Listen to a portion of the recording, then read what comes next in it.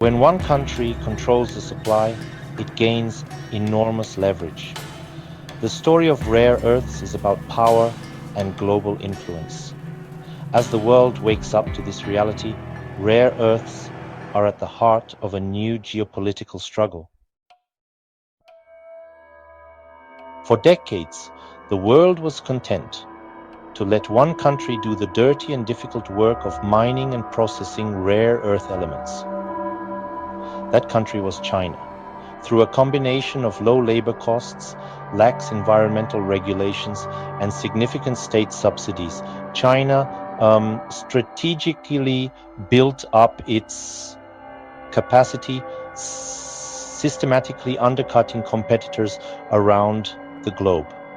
By the early 2000s, it had achieved a near monopoly, controlling not just the mining of these elements, but more importantly, the complex and technologically intensive processing and refining stages.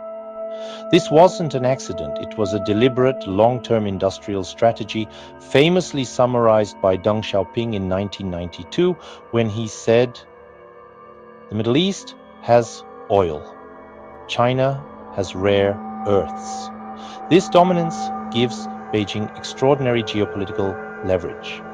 The rest of the world, including the United States and its allies, found itself in a position of acute dependency.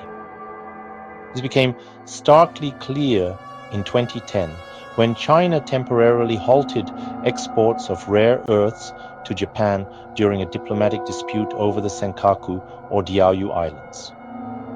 The move sent shockwaves through global markets and served as a wake-up call for policymakers in Washington, Brussels, and Tokyo.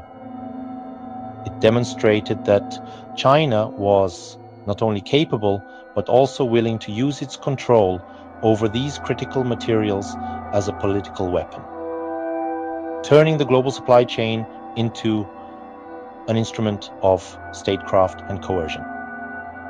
This event exposed the fragility of a system reliant on a single strategic competitor.